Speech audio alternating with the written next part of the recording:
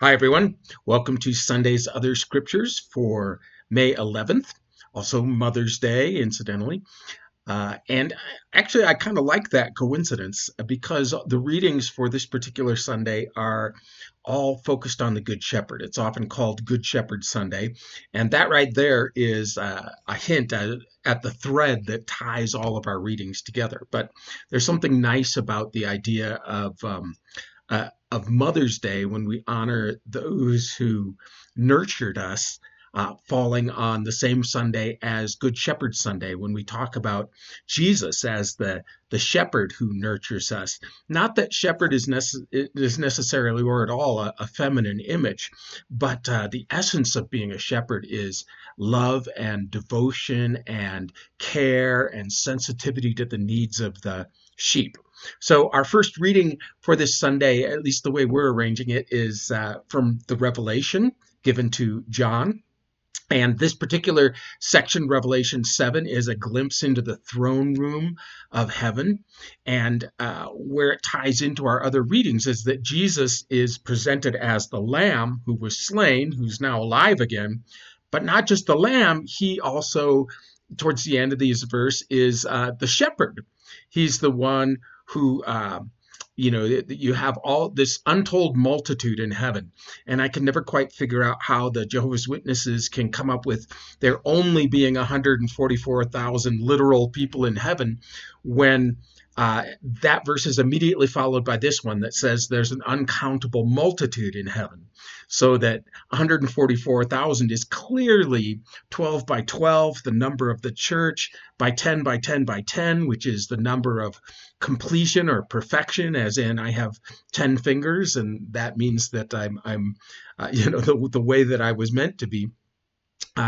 This is the complete number of believers from every tribe and nation, and it's in heaven where things are meant to be. And those who have been washed clean by the blood of the Lamb, by the sacrifice of Jesus, we're told that they will dwell and serve God in his temple, in his courts for eternity. And this is what everyone who loves God would want to do. It's as if, if you're in love with a human, you want to spend time with them, and you don't like it when you can't spend time with them. And if you love God, you want to spend eternity with him. And the more you know God, the more that you love God. So this is the image of no more will the sun beat upon them. In our climate, of course, a lot of people move up here to get away from the sun, especially in the summer. Imagine in the Middle East, the sun beating down on people, but they had to work outside and there was no air conditioning or relief. But in heaven, they're told the sun will never scorch them, or, the sun won't beat down on them. They will be shaded and protected by God. And the Lamb at the center of the throne will be their shepherd. He who sacrificed himself for them will be the one who cares for and nurtures them. And God will wipe away every tear from their eyes, a refrain that we hear again at the end of the Revelation.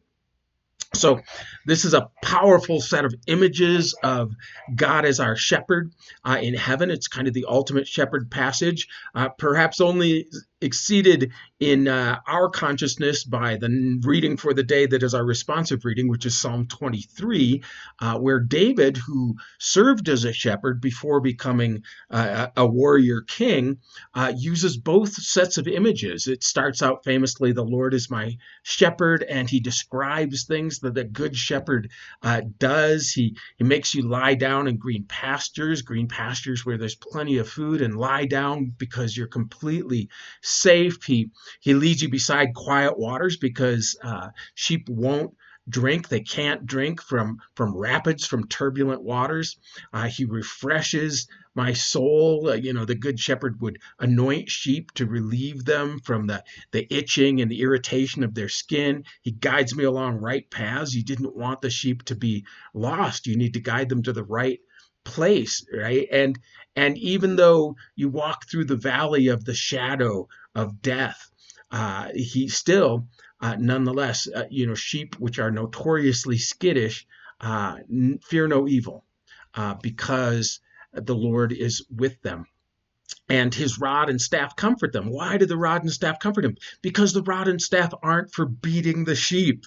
The rod is for fighting off predators, and the staff is for rescuing the sheep. And anyone who misunderstands this passage, spare the rod and spoil the child, is in for a really eye-opening lesson from King David, or from any good shepherd, that the rod is for protecting the sheep, never for beating the sheep.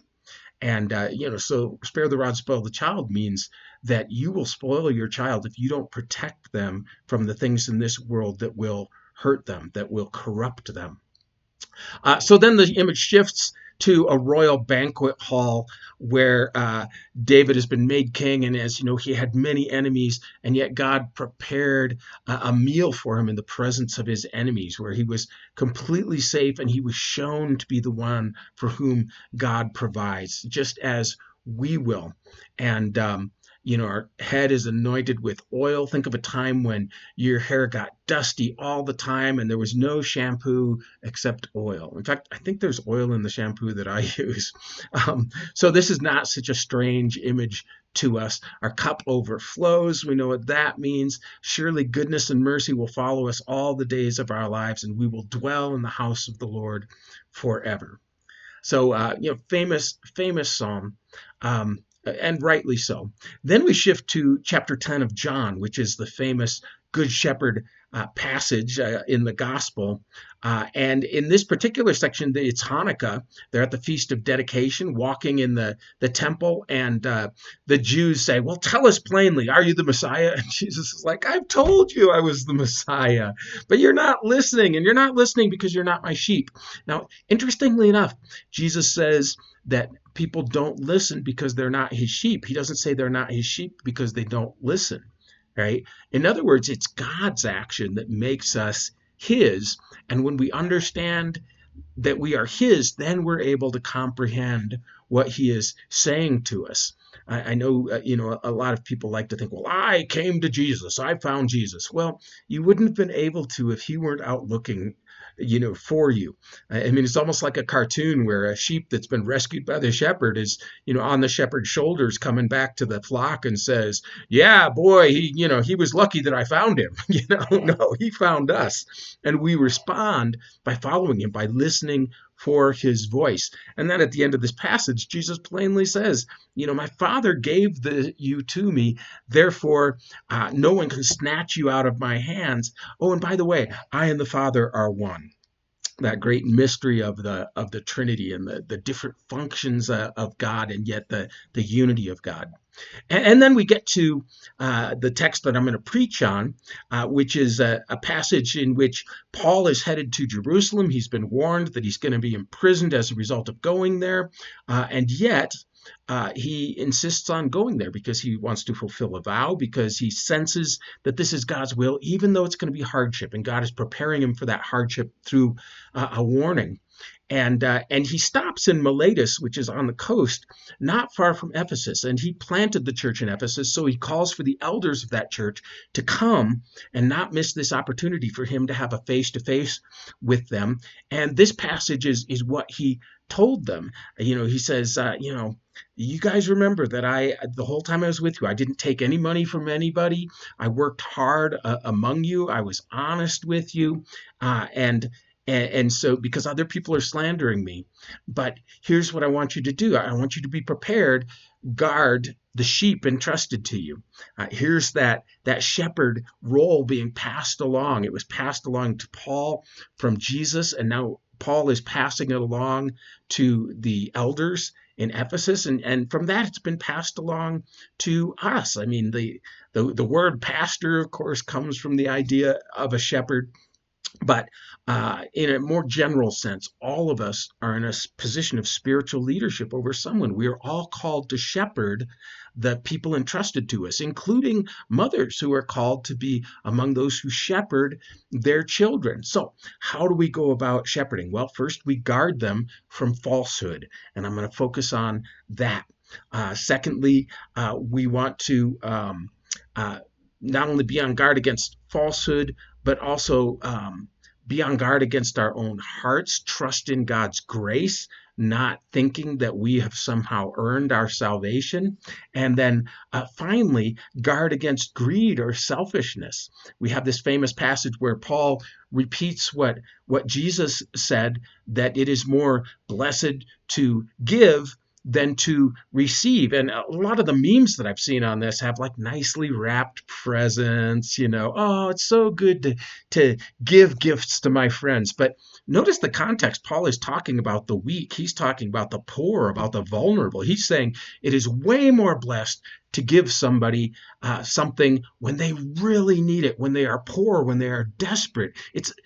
Jesus pointed out, what good is it to give to somebody who's just going to give back to you? It does you no good. It's not any kind of merit on your part if you're giving to somebody and expecting to be given back. If you're inviting somebody to a party at your house because you expect them to invite you to a party at their house and you really want that.